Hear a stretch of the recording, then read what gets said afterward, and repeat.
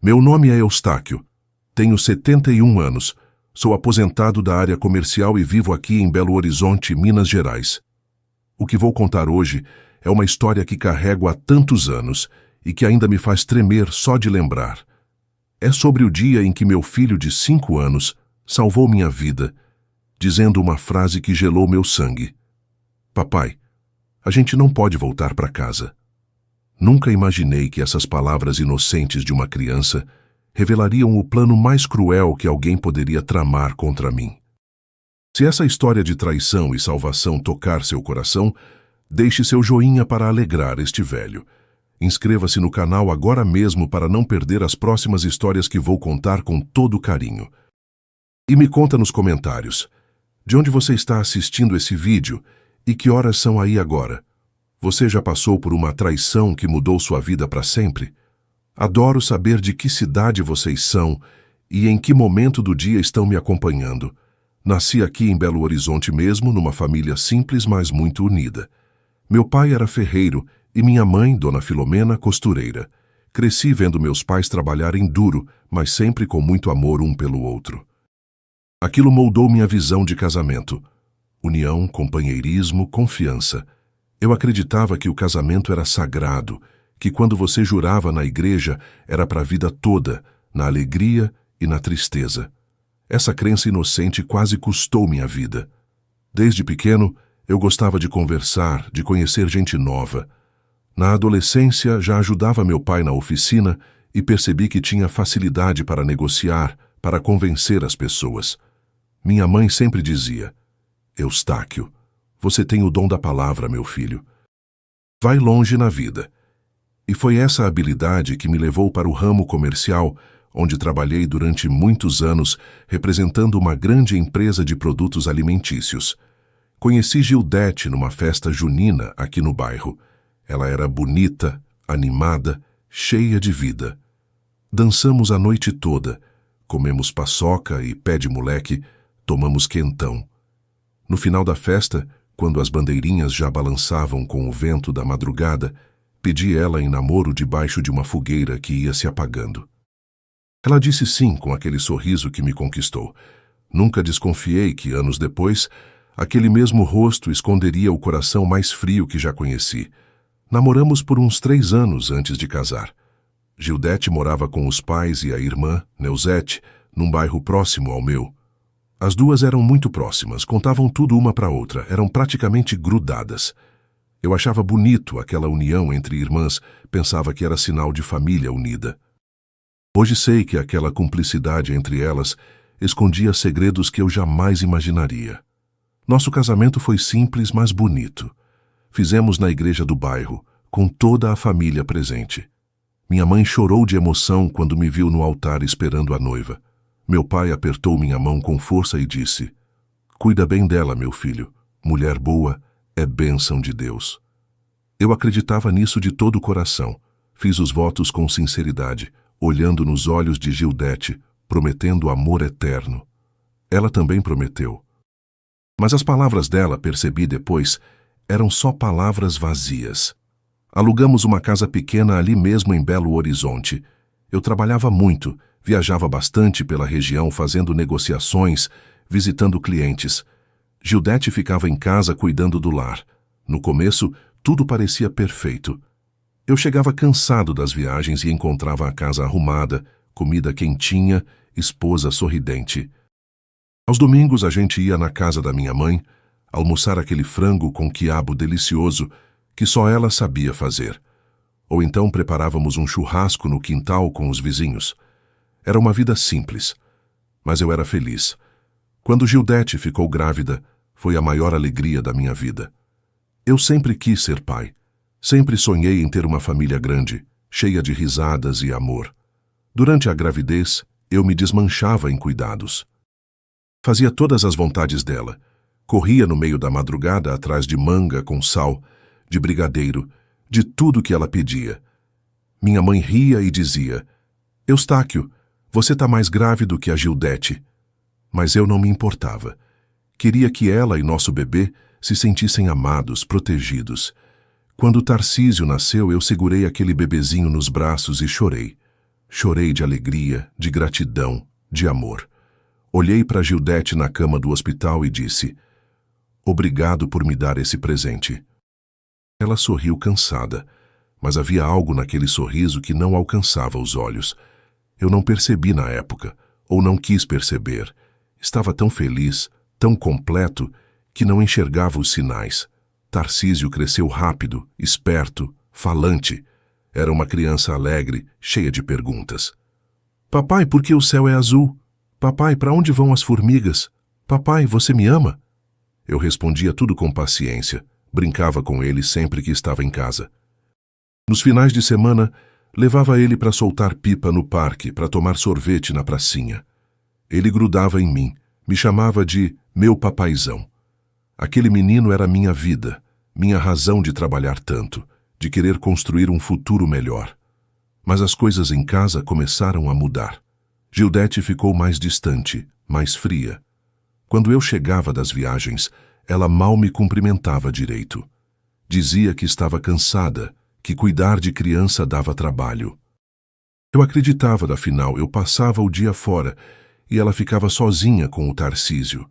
Comecei a ajudar mais em casa quando estava presente, lavava a louça, brincava com o menino para ela descansar. Mas nada do que eu fazia parecia suficiente. As discussões começaram por coisas bobas.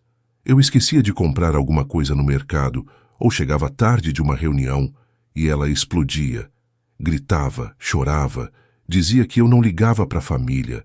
Eu pedia desculpas, tentava conversar, mas ela se fechava.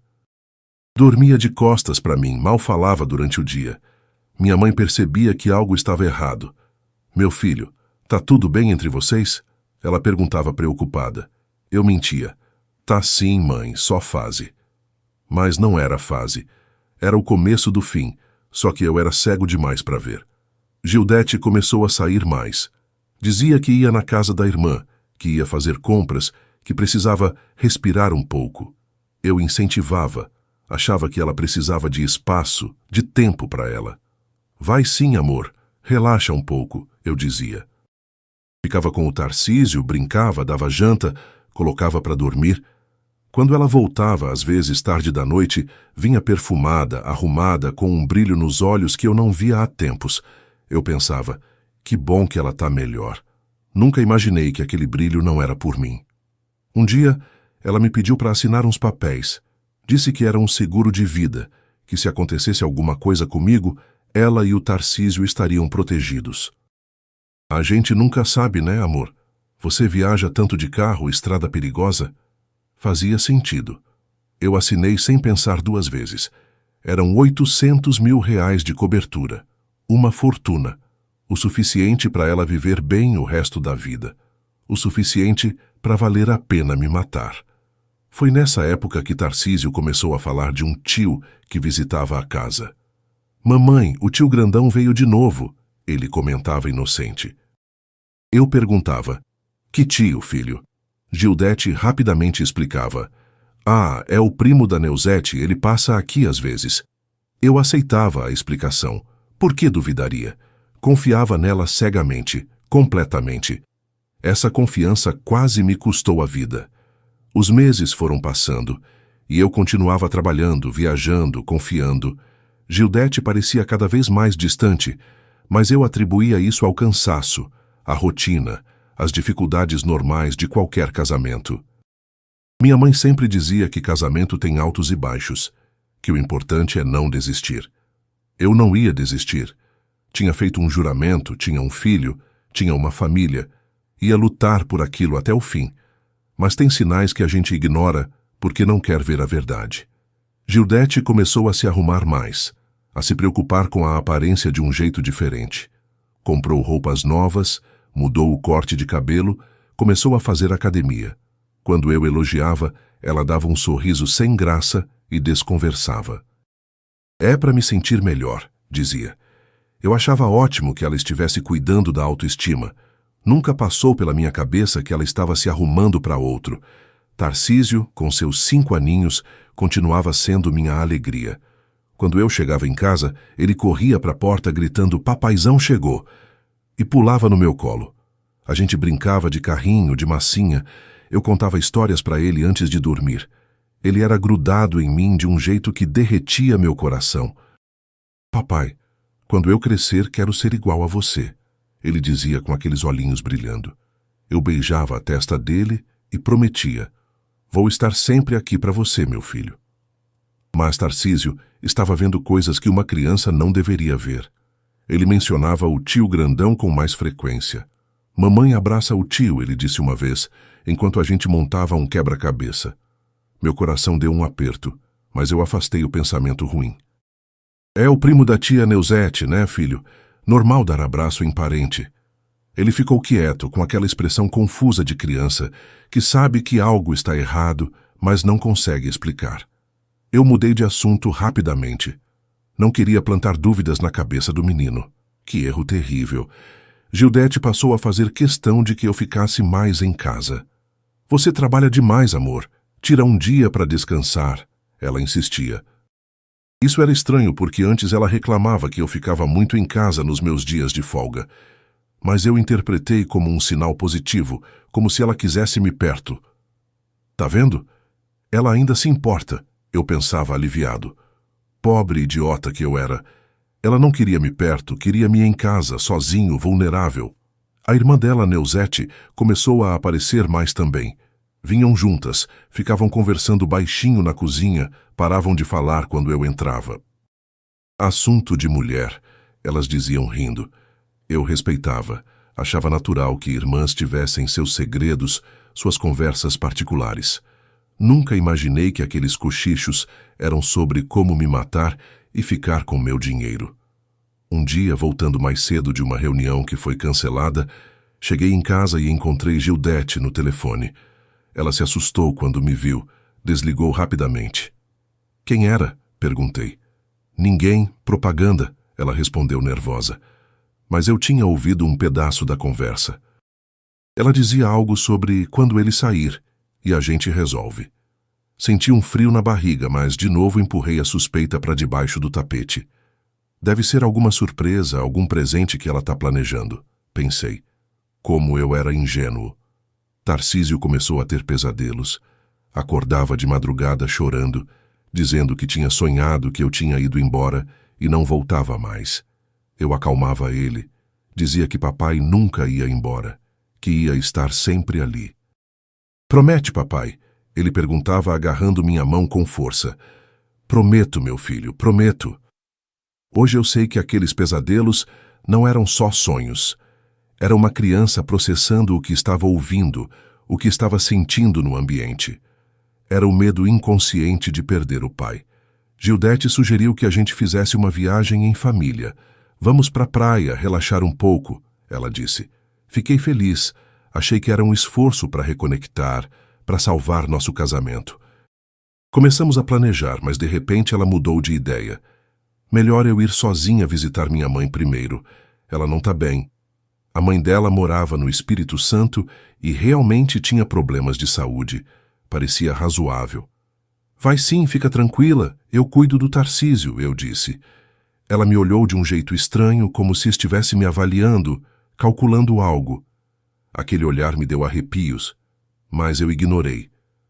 Na semana seguinte, ela preparou tudo para a viagem. Comprou passagem de avião, arrumou a mala. Ligou para a mãe confirmando a visita.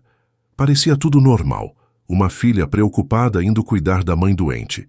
Mas ela estava diferente, agitada, nervosa. Checava o celular a toda hora, saía para atender ligações. Tá tudo bem? Eu perguntava. Tá, só preocupada com a mamãe, ela respondia. Mais uma mentira que eu engoli sem questionar. 2 dias antes da viagem, Gildete fez uma coisa estranha. Preparou uma lasanha enorme e deixou na geladeira. É pro dia que eu viajar. Você só esquenta e come. Fiz com todo carinho. Achei aquilo um gesto de amor, de cuidado. Obrigado, amor. Você é uma ótima esposa. Eu disse e dei um beijo na testa dela. Ela desviou o olhar, não conseguiu me encarar. Agora eu entendo por quê. Aquela lasanha estava cheia de sonífero. Era a isca da armadilha que ia me matar. Na véspera da viagem, Gildete estava estranha, irrequieta. Ficou até tarde no telefone, trancada no quarto. Eu ouvi ela dizer algo como, tá tudo certo, e amanhã à tarde. Quando ela saiu do quarto, perguntei, com quem você estava falando? Ela respondeu ríspida, com minha irmã sobre minha mãe. Por que tanto interesse? O tom dela me machucou, mas eu não rebati. Já estava cansado das brigas, do clima pesado em casa. Só queria paz. Tarcísio estava mais grudado em mim do que nunca. Não queria que eu saísse do lado dele. Na hora de dormir, ele segurou minha mão e disse, papai, eu te amo muito, muito, muito. Repeti umas 10 vezes o muito. Eu ri emocionado, abracei ele forte. Eu também te amo, meu filho, mais que tudo nesse mundo. Ele ficou me olhando sério e sussurrou, então você não vai embora, né? Meu coração apertou. Nunca, meu amor. Papai vai estar sempre aqui. Como eu ia saber que no dia seguinte, se não fosse por ele, eu realmente teria ido embora para sempre? Gildete mal dormiu naquela noite. Eu sentia ela mexendo na cama inquieta. De madrugada, ouvi ela chorando baixinho no banheiro. Bati na porta. Tá tudo bem? Ela limpou a garganta. Tô, só nervosa com a situação da mamãe. Abri a porta, tentei abraçar ela, mas ela se afastou. Deixa, Eustáquio. Preciso dormir, o voo é cedo.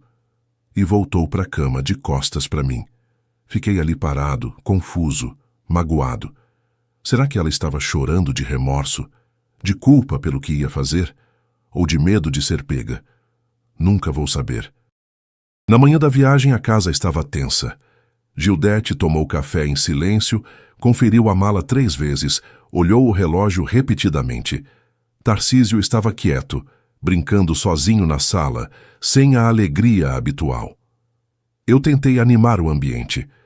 Quando a mamãe voltar, a gente vai todos juntos numa pizzaria, que tal? Tarcísio não respondeu, só me olhou com aqueles olhos tristes. Gildete fingiu não ouvir. Chegou a hora de ir para o aeroporto. Coloquei a mala dela no carro, ajeitei Tarcísio na cadeirinha do banco de trás. Gildete entrou no carro e ficou calada o caminho inteiro, olhando pela janela. Eu tentava puxar conversa. Quando sua mãe melhorar, a gente pode levar ela para passear aqui em BH. Ela só respondeu, O silêncio era pesado, sufocante. Quando chegamos no aeroporto de Confins, Gildete desceu rápido do carro, peguei a mala dela, levei até o balcão. Ela fez o check-in mecânico sem emoção. Quando chegou a hora de se despedir, ela se abaixou e deu um beijo na testa do Tarcísio. Mamãe volta logo, filho. Você fica com o papai e se comporta. O jeito que ela disse aquilo era frio, distante. Não era o jeito de uma mãe que vai sentir saudade do filho. Então ela olhou para mim. Me deu um abraço rápido, sem apertar, sem sentimento. Até logo, Eustáquio. Não disse te amo, não disse cuida do nosso filho, nada, só até logo. Como se fosse uma despedida qualquer. Mas para ela era uma despedida definitiva. Ela tinha certeza que nunca mais ia me ver vivo. Que naquela tarde, quando ela estivesse no avião, a caminho do Espírito Santo, eu estaria sendo assassinado na minha própria casa. Ela atravessou a porta de embarque sem olhar para trás. Nem uma última olhada para o filho, para o marido. Nada. Sumiu no corredor com a mala, com os planos, com a frieza no coração. Eu fiquei ali parado, com uma sensação estranha no peito. Algo estava errado, muito errado. Mas eu não sabia o quê. Foi quando voltei para o carro e olhei para o Tarcísio no banco de trás que tudo começou a se revelar. Ele estava pálido, quieto, com os olhinhos cheios de lágrimas. Que foi, filho? Perguntei preocupado. Ele não respondeu, só balançou a cabeça. Liguei o carro e comecei a dirigir de volta para casa. Para casa onde um assassino já estava me esperando. Peguei a estrada de volta para Belo Horizonte com um aperto no peito que não conseguia explicar. O trânsito estava tranquilo. O sol brilhava forte naquela tarde, mas dentro do carro o clima estava pesado. Olhei pelo retrovisor e vi Tarcísio com a cabeça baixa, mexendo nos dedos, daquele jeito nervoso que criança fica quando tem algo para dizer, mas não sabe como. Filho, o que está acontecendo? Você está tão quieto hoje. Tentei soar calmo, mas minha voz saiu tensa. Ele levantou os olhos para mim pelo retrovisor, aqueles olhinhos castanhos cheios de medo, e meu coração começou a bater mais forte. Algo estava muito errado. Continuei dirigindo, mas não conseguia me concentrar na estrada. Minha mente voltava para Gildete, para o jeito frio que ela se despediu, para o abraço sem emoção, para semanas de comportamento estranho. As peças estavam todas ali, espalhadas, mas eu ainda não conseguia montar o quebra-cabeça. Foi quando senti uma mãozinha pequena tocar no meu braço. Olhei para o lado e Tarcísio tinha se debruçado do banco de trás, esticando o bracinho para me alcançar. "Papai", ele disse com a voz tremendo. "Papai, a gente não pode voltar para casa." Por um segundo achei que tinha ouvido errado. Dei uma risada nervosa. "Como assim, meu filho? A gente precisa voltar para casa. É onde a gente mora." Tentei fazer aquilo soar como brincadeira de criança, alguma imaginação infantil, mas a expressão no rosto dele não era de brincadeira. "Não, papai, a gente não pode." Ele apertou meu braço com força, com desespero. A mamãe disse que ia acontecer coisa ruim. Senti um frio percorrer minha espinha. Minha mão no volante começou a tremer. "Tarcísio, que coisa ruim. Do que você está falando?" Minha voz saiu mais alta do que eu queria e vi o medo aumentar nos olhos dele. Respirei fundo, tentando me acalmar. "Calma, papai não tá bravo, só conta pra mim direitinho o que aconteceu." O carro atrás buzinou porque eu tinha diminuído a velocidade sem perceber. Olhei ao redor, vi uma área de descanso da estrada logo à frente. "Espera só um pouquinho, filho." Encostei o carro ali mesmo, desliguei o motor e me virei completamente para o banco de trás. Minhas mãos estavam suando frio. Tarcísio estava chorando agora, lágrimas descendo pela bochecha. "Eu ouvi a mamãe no telefone, papai. Ela estava falando com um moço." Ele fungou, limpou o nariz com a manga da camisa. Ela disse que quando ela estivesse no avião, o moço ia fazer uma coisa." Meu coração estava disparado. Saí do carro, abri a porta de trás e sentei ao lado dele no banco. Peguei aquele corpinho pequeno e coloquei no meu colo. "Que coisa, meu amor? Que coisa a mamãe disse que o moço ia fazer?" Minha voz estava tremendo tanto quanto a dele. Ele se aconchegou no meu peito, chorando mais forte agora. "Ela disse que você ia dormir e não ia acordar mais, papai." As palavras saíram num sussurro abafado. "Ela disse que você ia dormir para sempre."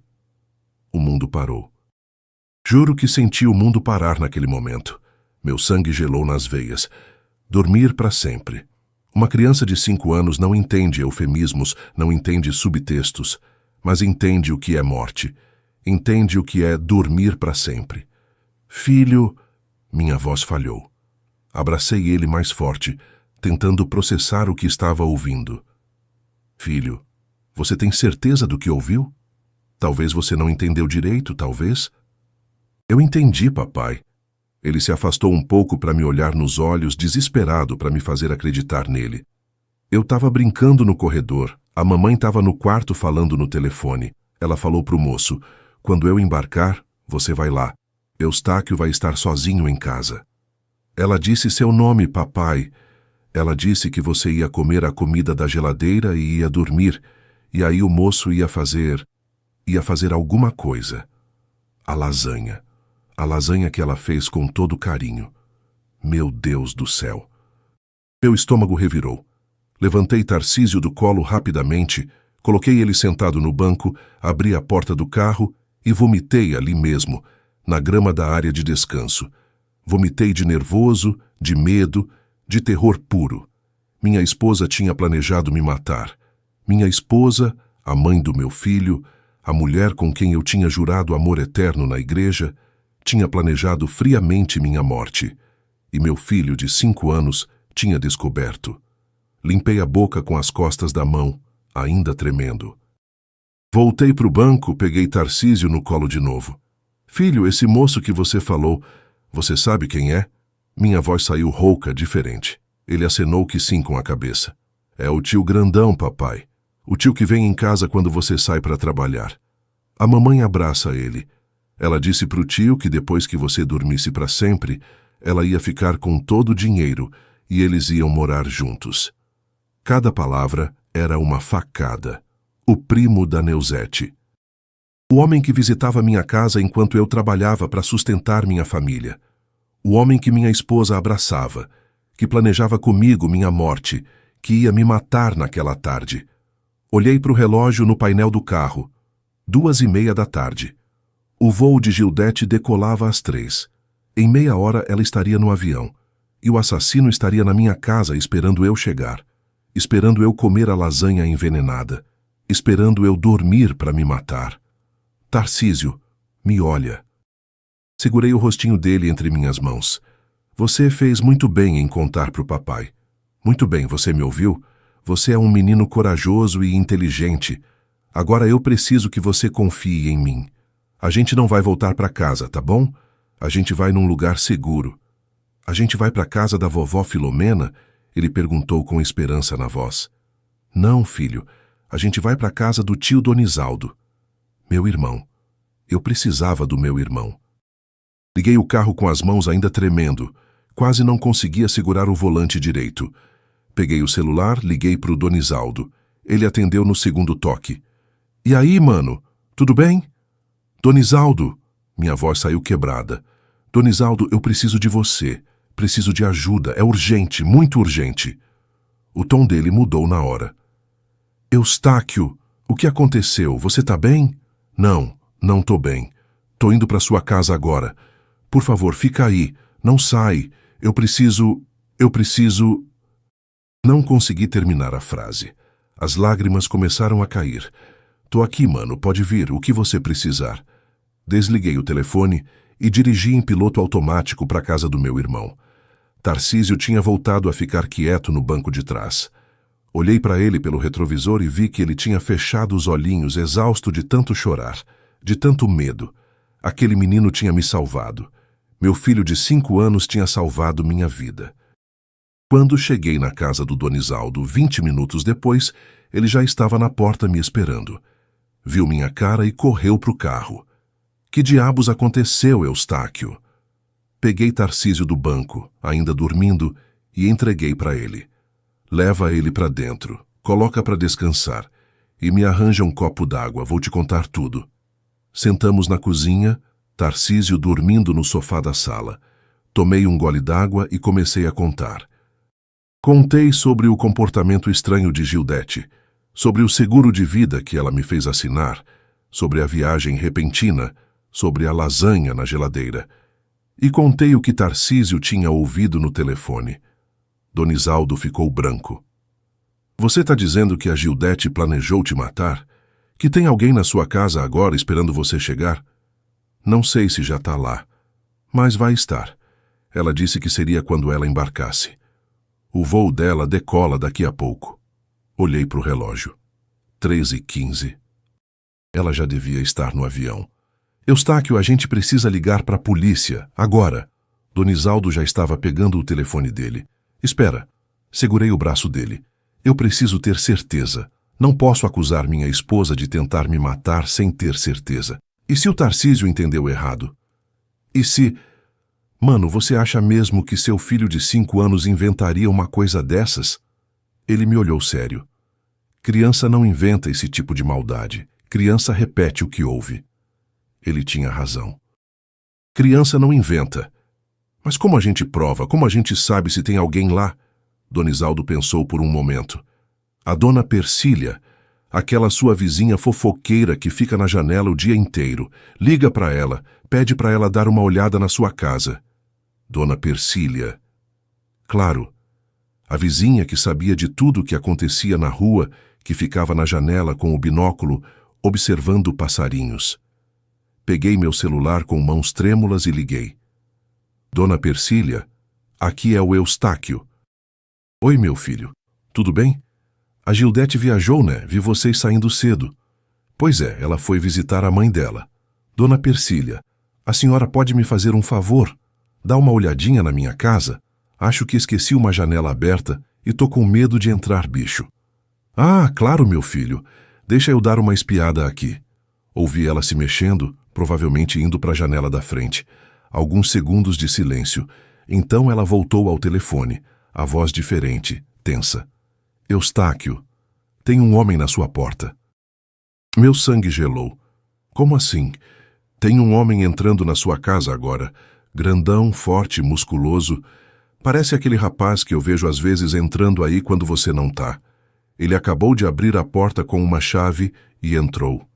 A sala começou a girar. Donisaldo segurou meu ombro. O que ela disse?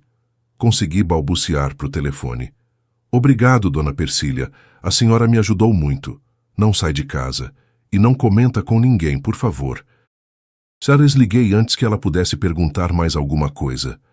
Olhei pro meu irmão, as lágrimas voltando aos meus olhos. Ele tá lá. O assassino tá dentro da minha casa, esperando eu voltar para me matar. Donisaldo levantou da cadeira tão rápido que ela quase caiu. Liga para a polícia. Agora, Eustáquio, agora! Ele estava gritando, desesperado quanto eu. Mas minhas mãos tremiam tanto que mal conseguia segurar o celular. Tentei discar 190, mas os dedos não obedeciam. Me dá aqui. Donisaldo pegou o telefone da minha mão. Você tá em choque, mano, deixa eu fazer isso. Mas antes de ligar, ele parou. Pensou melhor. Espera, tenho um amigo delegado. A gente estudou junto quando era moleque. Se eu ligar para a emergência, vai demorar. Vão fazer 1000 perguntas. Vou ligar direto para ele. Ele discou um número da agenda dele. Cada segundo que passava parecia uma eternidade. Finalmente alguém atendeu. Alcebiades, sou eu, Donisaldo. Preciso de você urgente, muito urgente. É vida ou morte, literal. Ele fez uma pausa ouvindo. Não posso falar pelo telefone. Preciso que você venha aqui na minha casa ou a gente se encontra na delegacia. É sobre tentativa de homicídio que vai acontecer agora, hoje, nas próximas horas. Mais uma pausa. Eu conseguia ouvir a voz do outro lado, tensa, fazendo perguntas. Meu irmão. Alguém quer matar meu irmão. O cara tá dentro da casa dele agora esperando ele chegar. Eu explico tudo pessoalmente, mas precisa ser agora. Donisaldo desligou e me olhou.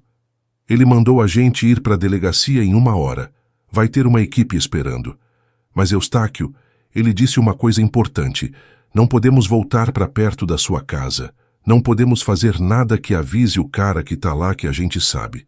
Tem que pegar ele em flagrante com as provas. Flagrante. Provas. As palavras ecoavam na minha cabeça, mas não faziam sentido. Eu estava em choque, completamente em choque. Minha esposa tinha colocado um assassino dentro da minha casa. A mulher que dormia do meu lado todas as noites, que eu beijava de manhã, que cozinhava para mim, tinha planejado friamente minha morte. A comida, consegui falar. A lasanha na geladeira. Ela disse que fez com carinho, deve ter alguma coisa nela. Veneno, remédio, sei lá. Donisaldo anotou isso num papel. A polícia vai precisar testar, mas isso é evidência, é prova. Ele me olhou com uma mistura de raiva e tristeza. Como ela pôde fazer isso, Eustáquio? Como uma mulher faz isso com o pai do próprio filho? Eu não tinha resposta para nada. Olhei para o relógio na parede da cozinha. 3h30 da tarde. Gildete já estava no ar, voando para o Espírito Santo, achando que dali a pouco ia receber a ligação dizendo que o trabalho tinha sido feito. Que eu estava morto, que ela era viúva, que 800 mil reais eram dela. O seguro. Outra peça se encaixou. Ela me fez assinar aquele seguro há 1 mês. 800 mil reais. Na época achei que era preocupação, cuidado, era premeditação. Ela já estava planejando faz tempo. Filho da... Donisaldo não terminou o palavrão. Olhou para a sala onde Tarcísio dormia. Desculpa, mas que mulher desgraçada, mano, que mulher sem coração. Levantei da cadeira, fui até a sala, me ajoelhei perto do sofá onde meu filho dormia. Aquele rostinho inocente, as bochechas ainda molhadas de lágrima, os cachinhos de cabelo grudados na testa. Ele tinha me salvado.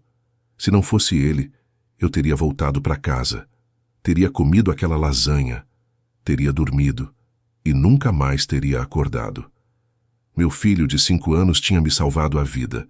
Beijei a testa dele com cuidado para não acordar. Obrigado, meu amor. sussurrei. Obrigado por ser corajoso. Obrigado por me amar mais que tudo. Uma lágrima minha caiu no rostinho dele. Donisaldo tocou meu ombro. A gente tem que ir. O Alcebiade está esperando. Vamos levar o Tarcísio? Não, balancei a cabeça. Ele já passou por coisa demais hoje. Ele não precisa ver polícia, delegacia, depoimento. Sua esposa pode ficar com ele? Claro. A Leonora já está a caminho, liguei para ela. Ela adora o Tarcísio, vai cuidar direitinho. Esperamos mais 10 minutos até Leonora chegar. Quando ela entrou e viu minha cara, me abraçou forte sem fazer perguntas. Pode deixar o menino comigo. Vai fazer o que precisa fazer. Era uma mulher sábia, percebia que era algo sério. Entramos no carro de Donisaldo. Eu não tinha condições de dirigir. Minhas pernas tremiam, minha visão estava meio turva, meu coração batia descompassado. No caminho para a delegacia, fiquei pensando em tudo. Em como confiei cegamente, em como ignorei os sinais, em como fui idiota de acreditar que ela ainda me amava. Para de se culpar, Donisaldo disse sem tirar os olhos da estrada. Você não fez nada de errado. Você foi um marido fiel, um pai presente, um homem trabalhador. Ela que é uma cobra. Ela que escolheu isso. Mas a culpa ainda estava lá, pesada no meu peito. Eu devia ter percebido, devia ter visto os sinais. Ninguém espera que a própria esposa queira te matar, Eustáquio. Isso não é algo que passa pela cabeça de gente normal, porque gente normal não faz isso. Chegamos na delegacia às 4h30. O delegado Alcebiades já estava esperando. Um homem alto, sério, de uns 40 e poucos anos. Ele apertou minha mão e me levou para uma sala reservada. Me conta tudo desde o começo, cada detalhe. E eu contei. Contei sobre Gildete, sobre as mudanças de comportamento, sobre o seguro, sobre a viagem, sobre o que Tarcísio ouviu, sobre a vizinha que viu o homem entrando na minha casa. Alcebiades anotava tudo, gravava meu depoimento, fazia perguntas pontuais. Esse homem que está na sua casa, você sabe quem é? Ele perguntou. Meu filho disse que é um homem grandão, musculoso, que visitava quando eu não estava. Minha esposa dizia que era primo da irmã dela. Mas era mentira. Era o amante. E o nome dele? Não sei. Nunca conheci. Nunca me apresentaram. A raiva voltou a subir. Esse cara entrava na minha casa, ficava com minha esposa, planejava me matar, e eu nem sei o nome dele. Alcebiades pegou o telefone da mesa. Vou mandar uma equipe para sua casa agora, mas precisamos fazer isso com cuidado. Se ele souber que descobrimos, pode fugir ou pior, pode ter destruído evidências. Ele me olhou sério. Você confia na sua vizinha? Nessa dona Persília? Confio. Ela é fofoqueira, mas é gente boa. Sempre ajudou a gente quando precisou. Ótimo. Vou ligar para ela, me apresentar e pedir para ela continuar vigiando. Precisamos saber se ele ainda está lá. Alcebiades discou o número que eu passei. Dona Persília atendeu assustada. Dona Persília, aqui é o delegado Alcebiades da Polícia Civil. A senhora está com o Eustáquio aqui comigo.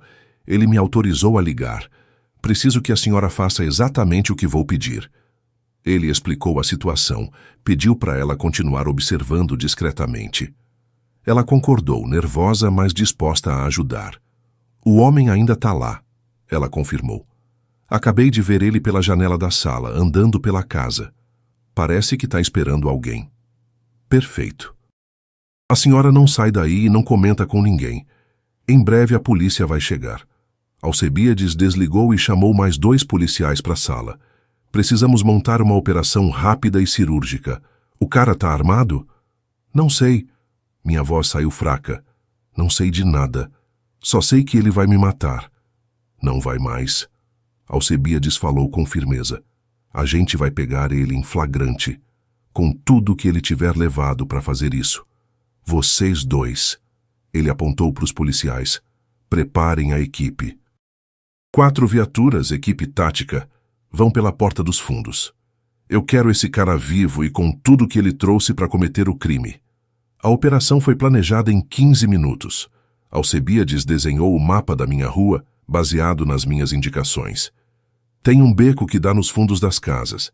Dá para entrar sem ser visto da rua. Ele marcou no papel.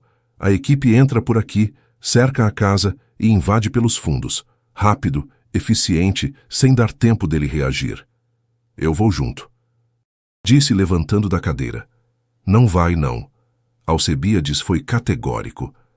Você fica aqui.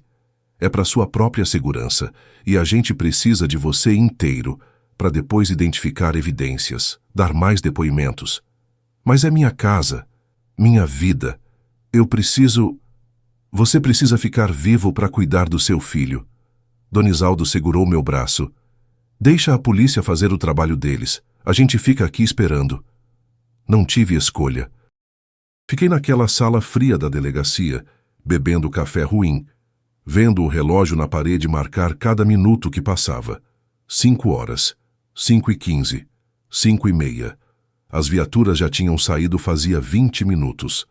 Alcebiades ficou com a gente, também tenso, de rádio na mão, esperando notícias. Às 5h42 o rádio crepitou. Delegado, aqui é a equipe Alfa. Entramos na residência.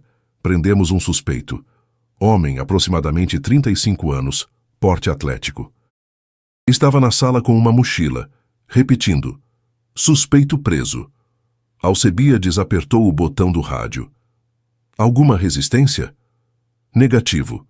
Ele tentou fugir pela porta da frente, mas a equipe já estava posicionada. Algemado e sob custódia. E a mochila? O que tem dentro? Uma pausa. Depois a voz voltou, mais tensa. Delegado, melhor o senhor vir aqui ver pessoalmente. Tem muita coisa aqui, muita coisa mesmo. Alcebiades me olhou. Vamos. 20 minutos depois, eu estava na porta da minha casa. Minha casa. O lugar onde eu morava, onde eu criei meu filho, onde eu achava que estava seguro. Tinha 4 viaturas na rua, luzes piscando, vizinhos todos nas janelas e calçadas. Dona Persília estava na porta dela, de braços cruzados, acenando para mim. Entrei. Na sala, vi ele pela primeira vez. O homem que ia me matar. Alto, musculoso, cabelo curto, tatuagens nos braços. Algemado, sentado no meu sofá, de cabeça baixa. Nem olhou para mim quando entrei. É ele? Alcebiades perguntou. Nunca vi na vida. Respondi com a voz dura. Mas meu filho disse que era um homem grandão que vinha aqui. Deve ser ele. Na mesa de centro da sala estava a mochila aberta. Um policial estava fotografando o conteúdo. E o que eu vi me fez o estômago revirar de novo. Uma seringa. Ampolas de alguma substância. Corda. Fita adesiva prata. Luvas de látex. E um envelope com dinheiro. 5.000 reais, o policial disse mostrando o envelope. Estava no bolso dele, além disso aqui. Ele apontou para a seringa. Insulina. Dose alta. O suficiente para simular um infarto em alguém que não é diabético. Olhei para o homem no sofá. Por quê? Minha voz saiu num grito. Por que você ia fazer isso? Você nem me conhece. Ele levantou a cabeça pela primeira vez. Nos olhos dele eu não vi remorso. Vi raiva. Raiva de ter sido pego. Ela disse que você ia estar dormindo, que ia ser rápido, sem dor. Só uma picada e acabava tudo. Ele cuspiu as palavras. Ela prometeu 100.000 reais do seguro. 100.000? Para um trabalho de 5 minutos. Ela? Alcebiades se aproximou. Quem é ela? Gildete, minha namorada. Ele falou o nome dela com amargura. Pelo menos era o que eu achava que ela era. Namorada. A palavra ecoou na sala como um tiro. Aquele homem, sentado no meu sofá, algemado, achava que era namorado da minha esposa. Namorada? Consegui repetir, incrédulo. Você sabe que ela é casada, né? Que tem um filho? Que mora aqui comigo? Ele me olhou com um misto de ódio e confusão. Ela disse que ia se separar, que você era um miserável, que batia nela, que ela só estava esperando a hora certa de sair. Cada palavra que saía da boca dele era como uma facada. Disse que você tinha um seguro de vida gordo e que se você morresse, ela ficaria rica e a gente ia poder viver junto. Eu bati nela? Eu bati nela? Senti a raiva subir pela garganta. Donisaldo me segurou pelo braço, sentindo que eu ia partir para cima do cara. Calma, mano. Calma. Deixa ele falar. Deixa ele se enterrar. Alcebiades puxou uma cadeira e sentou na frente do homem. Nome completo: Osmundo Ferreira da Silva. Profissão: personal trainer. Ele respondeu mecânico, sem emoção. Há quanto tempo conhece Gildete? Osmundo hesitou, depois falou baixo. 1 ano. Ela começou a treinar na academia onde eu trabalho. A gente se aproximou. Se aproximou? Alcebiades repetiu com sarcasmo. É um jeito bonito de dizer que começou a ter um caso com uma mulher casada. Ela disse que o casamento já tinha acabado faz tempo. Osmundo levantou a voz pela primeira vez. Disse que só estava com ele por causa do menino, mas que não aguentava mais. Mentiras. Tudo mentiras. Gildete tinha construído uma narrativa inteira na cabeça dele para justificar o injustificável. Tinha pintado um quadro de mim como um monstro, um vilão, para que ele não sentisse remorso em me matar. E o pior, ele tinha acreditado. E quando foi que vocês começaram a planejar o homicídio? Alcebiades perguntou direto. Osmundo baixou a cabeça. O peso da palavra homicídio finalmente pareceu cair sobre ele. Não era mais só uma picadinha rápida, era assassinato premeditado. Há umas 3 semanas, ela disse que tinha conseguido fazer ele assinar um seguro alto, que era a chance da gente ficar junto de verdade, com dinheiro para começar vida nova longe daqui. 3 semanas. Ela tinha planejado isso por 3 semanas. Enquanto eu chegava em casa cansado do trabalho, enquanto brincava com meu filho, enquanto dormia ao lado dela, ela estava planejando minha morte. Cada detalhe, cada passo. Me conta o plano desde o começo. Alcebiades tinha tirado um gravador do bolso, colocou na mesinha. E não omite nada, quanto mais você colaborar, melhor para você no tribunal. Osmundo respirou fundo e começou a falar. E o que eu ouvi foi a coisa mais fria, mais calculada, mais cruel que já escutei na vida. Gildete disse que ia viajar para visitar a mãe doente. Era mentira, a mãe tá bem. Ela ia para o Espírito Santo ficar na casa da irmã, a Neuzete, para ter álibi. Ia estar longe quando tudo acontecesse. Ele fez uma pausa. Ela preparou uma lasanha com remédio para dormir. Disse que ele sempre comia o que ela deixava na geladeira. A ideia era ele almoçar, dormir profundo, e aí eu entrava. Como você ia entrar? Alcebiades perguntou. Ela me deu uma cópia da chave faz 2 semanas. Testei outro dia quando ele não estava. Entrei tranquilo, saí, ninguém viu. Ninguém viu. Porque as pessoas não ficam esperando que um assassino entre na casa do vizinho no meio do dia. A cópia da chave. Ela tinha planejado até esse detalhe. E depois que você entrasse? Eu esperaria ele estar dormindo profundo por causa do remédio. Aí aplicaria a insulina. Ele apontou com a cabeça para a seringa na mesa. Gildete pesquisou tudo na internet. Insulina em excesso causa queda brusca de açúcar no sangue, pode parecer infarto, derrame. Ela disse que a perícia não ia desconfiar porque o corpo dele ia reagir como se fosse morte natural. Meu Deus! Ela tinha pesquisado. Tinha estudado como me matar da forma mais eficiente, mais discreta. Tinha transformado meu assassinato num projeto, numa tarefa a ser executada. E depois da insulina? Eu ia embora, pela porta dos fundos, pelo beco, deixaria a casa trancada. Quando alguém encontrasse o corpo, ia pensar que ele tinha passado mal sozinho. Osmundo engoliu seco. Gildete ia voltar no dia seguinte, ia descobrir o marido morto, ia chorar, fazer escândalo, chamar ambulância, viúva trágica. E o dinheiro? 5.000 agora, antes do serviço. 100.000 quando saísse o seguro. Ele olhou para as próprias mãos algemadas. Parecia fácil, parecia rápido. Ela fez parecer que eu estaria fazendo um favor para ela, libertando ela de um casamento ruim. Você ia matar um homem inocente por 100.000 reais. Alcebiades disse cada palavra pesada. Um pai de família, um homem que nunca fez nada para você. Eu sei, Osmundo gritou de repente, as lágrimas começando a cair. Eu sei que é horrível. Eu sei que eu sou um monstro. Mas ela me convenceu. Disse que ele era violento, que ele batia nela, que ela tinha medo dele. Mostrou até um hematoma no braço que ela disse que era dele. Agora eu sei que deve ter feito sozinha só para me manipular. Manipulação. Gildete era mestre nisso. Tinha me manipulado para assinar o seguro. Tinha manipulado Osmundo para me matar. Tinha manipulado todo mundo ao redor dela. E quase tinha funcionado. Um policial veio da cozinha com um saco plástico de evidência. Delegado, testamos a lasanha na geladeira com o kit rápido. Positivo para benzodiazepínico, alta dosagem, o suficiente para fazer alguém dormir por horas. Ali estava, a prova física. A comida que ela tinha feito com carinho era a isca da armadilha. Se eu tivesse comido, estaria dormindo agora. E Osmundo teria aplicado a injeção. E eu nunca mais teria acordado.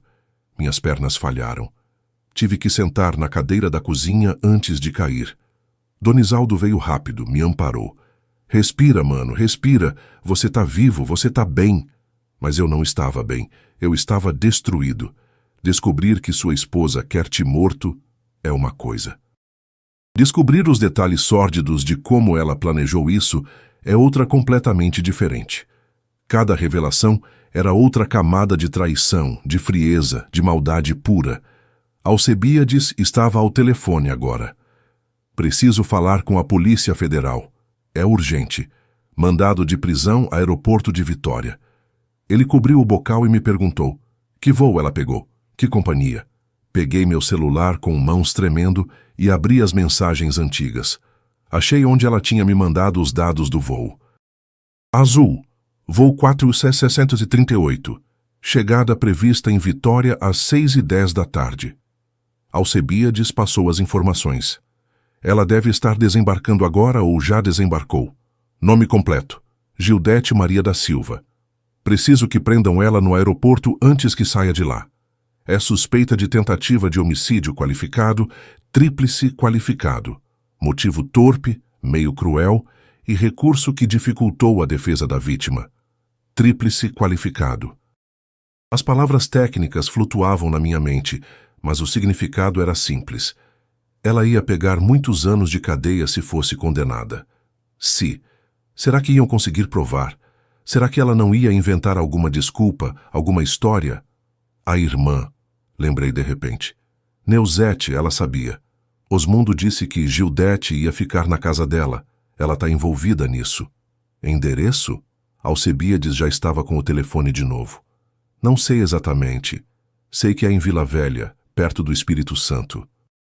Mas não sei a rua. Osmundo falou pela primeira vez sem ser perguntado. Rua das Palmeiras, 428, Vila Velha. Apartamento 302. Foi para lá que ela ia. Neuzete ajudou a planejar tudo. Tava tudo acertado para Gildete ficar lá enquanto eu fazia o trabalho. E depois ela voltaria para Belo Horizonte como viúva inocente. Alcebíades passou o endereço para o telefone. Preciso de uma equipe nesse endereço também. Neuzete Maria da Silva, irmã da suspeita principal. Cumplicidade. Ele desligou e olhou para mim. A gente vai pegar todas elas, Eustáquio. Todos os envolvidos vão responder. Senti uma mão no meu ombro. Era Donisaldo. Vem, vamos sair daqui. Você não precisa ficar olhando para esse desgraçado nem para essa casa agora. Vamos voltar para a delegacia, tomar um café, respirar.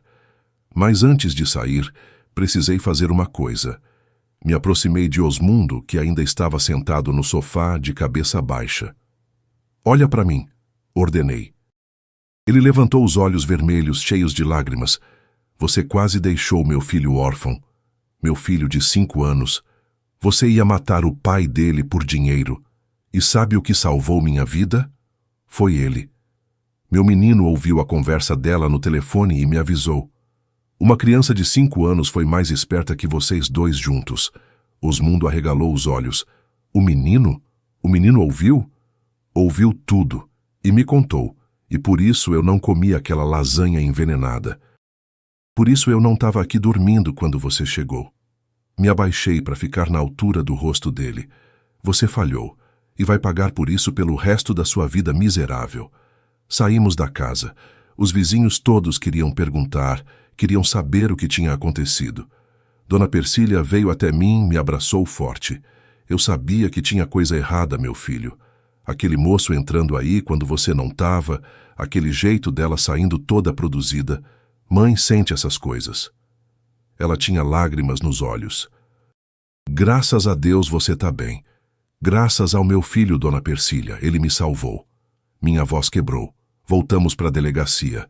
No caminho, meu celular tocou. Número desconhecido. Atendi desconfiado. Alô? É o Eustáquio? Voz masculina, formal. Sou eu. Aqui é o agente Maurício da Polícia Federal, Aeroporto de Vitória. Acabamos de prender Gildete Maria da Silva conforme mandado. Ela estava saindo do terminal quando abordamos. Senhor, tem algo que o senhor precisa saber. Meu coração disparou. O quê? Ela tinha acabado de fazer uma ligação para o número do Osmundo Ferreira da Silva, o suspeito que foi preso na sua residência. A gente conseguiu ouvir porque ela estava com o telefone no viva voz, nervosa porque ele não atendia. E o que ela disse? Ela deixou uma mensagem na caixa postal. O agente fez uma pausa. Ela disse, e cito, Osmundo, por que você não está atendendo? Já terminou? Me liga assim que puder. Preciso saber se deu tudo certo. Fim da citação. Deu tudo certo.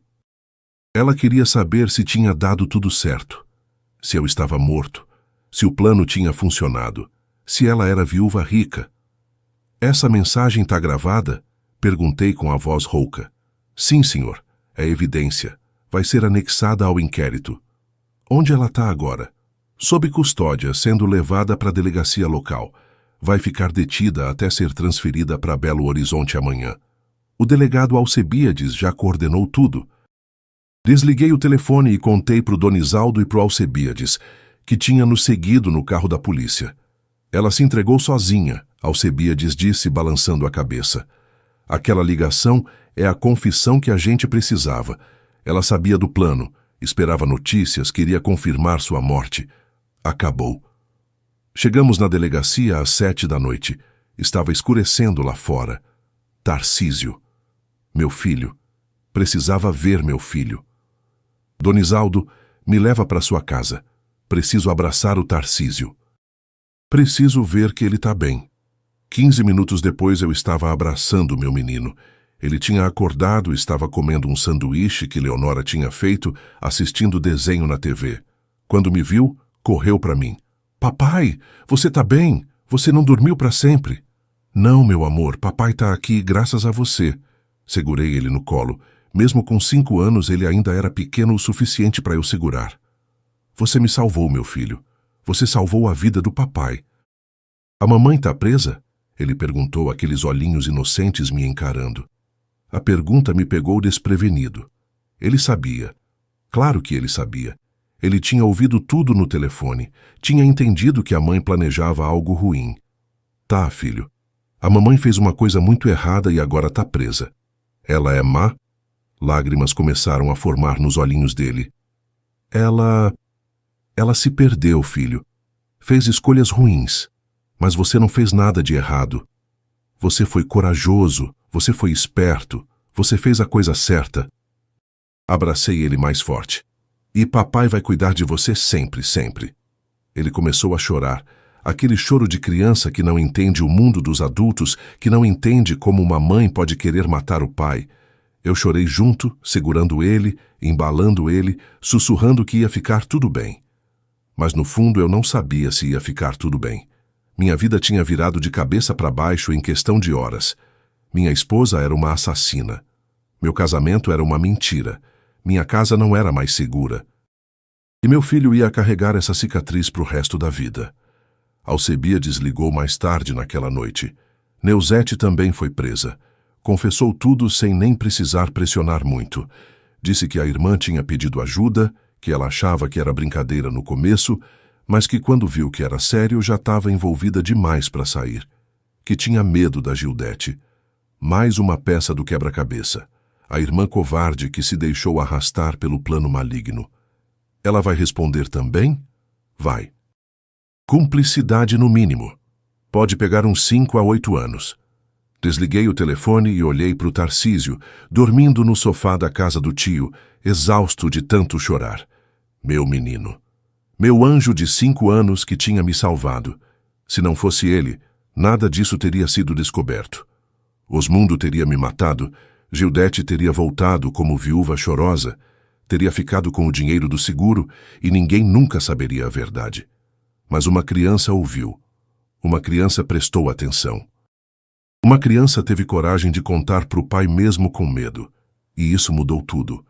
Os meses seguintes foram um borrão de advogados, audiências, depoimentos. Tive que contar a história 1000 vezes. Para promotor, para juiz, para assistentes sociais.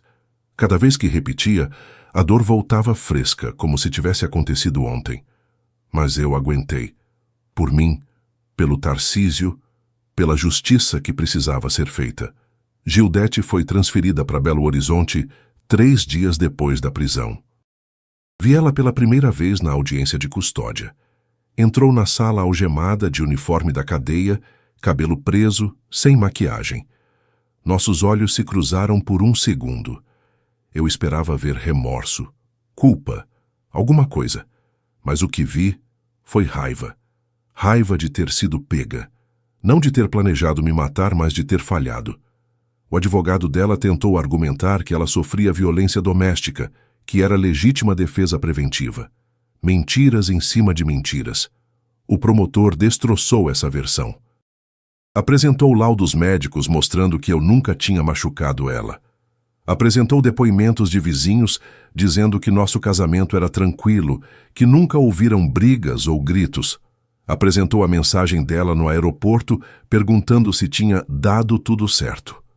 Osmundo colaborou com a justiça. Entregou tudo. As conversas no celular dele com Gildete, os e-mails trocados, até gravações de ligações onde ela explicava o plano. O promotor apresentou um áudio onde ela dizia, fria como gelo: tem que parecer natural, ninguém pode desconfiar. Você entra, aplica a insulina enquanto ele dorme e sai. Simples assim. Simples assim. Matar o pai do próprio filho era simples assim para ela. A perícia na lasanha confirmou dosagem absurda de remédio. O suficiente para fazer um homem adulto dormir por mais de 12 horas. O suficiente para me deixar completamente vulnerável para o assassino que esperava na sala. A insulina apreendida com Osmundo era dose letal para quem não é diabético. Tudo batia, tudo se encaixava perfeitamente. O julgamento aconteceu quase um ano depois.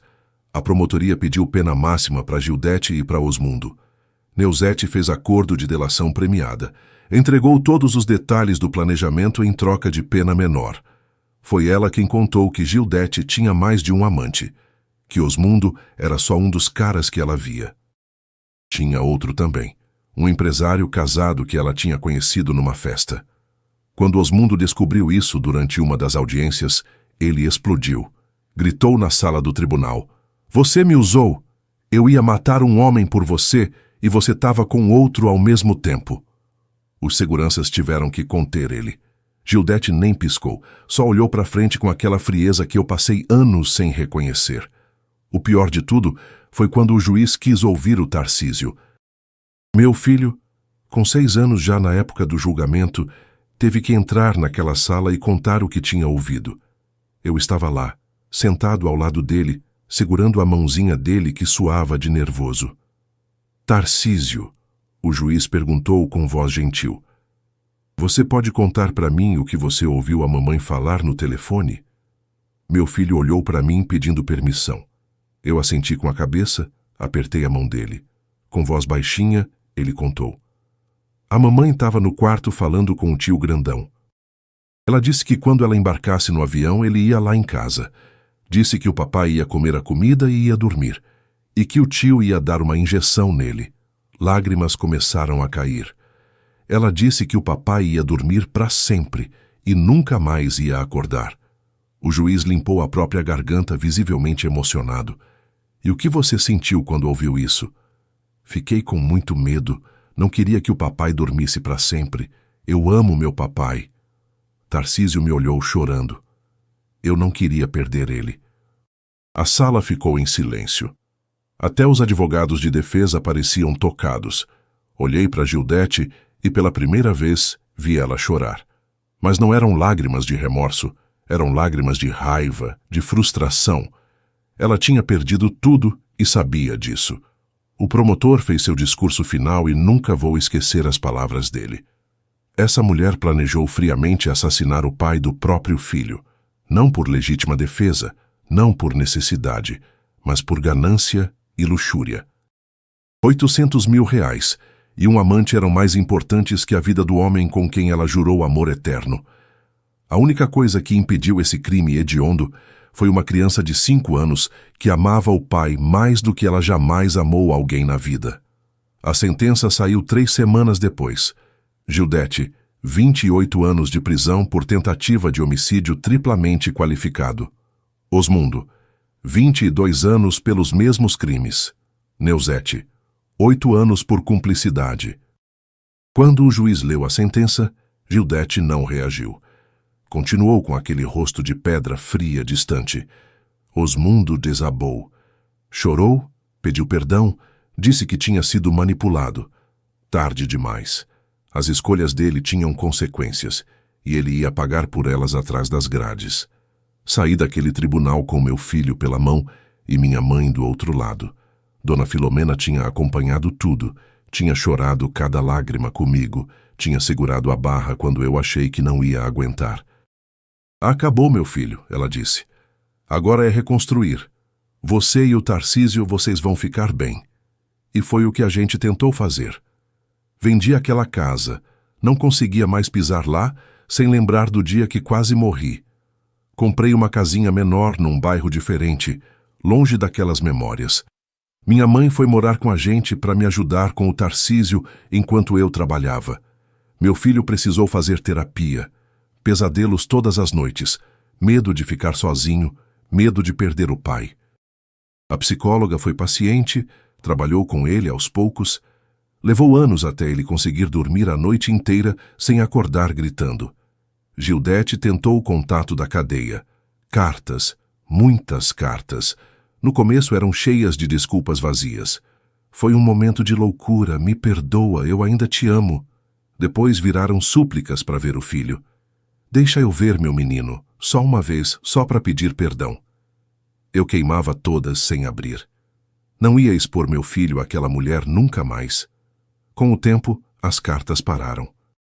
Soube por terceiros que Osmundo nunca mais quis ver ela na cadeia. Que ele tinha descoberto todos os outros casos que ela tinha, todas as mentiras. Que ele se sentia o maior idiota do mundo por ter acreditado nela. A família dele também abandonou ele. Ninguém visitava, ninguém mandava dinheiro. Ele apodreceu na cadeia sozinho com a culpa. Gildete ficou ainda mais isolada.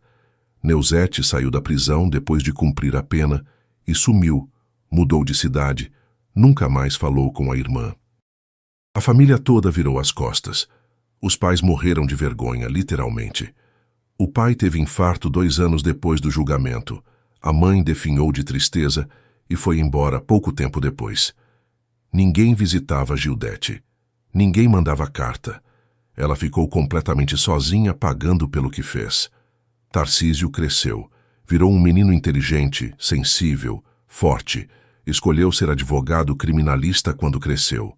Quero defender vítimas, pai, porque eu fui uma e sei como é. Hoje ele tem esposa, 3 filhos lindos, uma vida boa. Superou o trauma, mas nunca esqueceu. Como poderia? Eu me casei de novo alguns anos depois com uma mulher boa, honesta, que amou o Tarcísio como se fosse dela. Vivemos tempos felizes juntos até ela adoecer e partir. Fiquei viúvo de verdade dessa vez, mas foi diferente. Foi perda por doença, não por traição. Foi dor limpa, não envenenada. Hoje moro perto do Tarcísio, vejo meus netos quase todo dia. Eles me chamam de vovô Eustáquio e não sabem da história toda ainda. Um dia vão saber. Um dia o pai deles vai contar como o avô quase morreu, como ele salvou a vida do próprio pai com 5 anos de idade. Gildete saiu da prisão há pouco tempo. Cumpriu os 28 anos inteiros porque nunca mostrou remorso, nunca teve bom comportamento. Saiu velha, acabada, sozinha. Tentou procurar o Tarcísio. Bateu na porta da casa dele um dia. Meu filho abriu a porta. Viu aquela senhora desconhecida na frente dele e perguntou: "Posso ajudar?" "Tarcísio, sou eu, sua mãe." Ele olhou para ela sem emoção nenhuma. Minha mãe era a dona Filomena, que me criou, que me amou, que me deu colo quando eu tinha pesadelos. A senhora é só a mulher que tentou me deixar órfão, e fechou a porta na cara dela. Gildete hoje mora num asilo público aqui em Belo Horizonte. Ninguém visita, ninguém liga, ninguém se importa. O filho que ela tentou deixar órfão não quer saber dela. O dinheiro que ela tanto queria nunca veio. Os amantes todos sumiram. Ela perdeu tudo: o marido, o filho, a liberdade, a dignidade, a família. Ficou sozinha esperando a morte que planejou para mim. Minha esposa embarcou naquele avião achando que nunca mais ia me ver vivo. Deixou comida envenenada na geladeira, deixou assassino esperando dentro da minha casa, planejou tudo nos mínimos detalhes por R$800 mil e um personal trainer. Mas ela esqueceu de uma coisa. Nosso filho de 5 anos estava ouvindo. Tarcísio não entendia tudo, mas entendeu o suficiente. Papai ia dormir para sempre. Para uma criança, isso é morte, e ele não queria perder o pai. Meu filho me salvou com aquela frase simples: "Papai, a gente não pode voltar para casa." Hoje ele tem 40 anos, salva outras vidas como advogado, tem 3 filhos lindos. Eu tenho 71 e acordo todo dia grato por estar vivo, por ter criado meu filho, por ter conhecido meus netos. Gildete acordava numa cela durante 28 anos.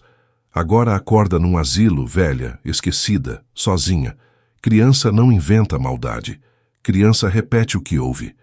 Deus colocou meu filho naquele corredor naquela hora para ouvir o que precisava ouvir. Foi meu anjo de 5 anos que me salvou. Quando ele nasceu, jurei proteger ele para o resto da vida. No fim das contas, foi ele quem me protegeu.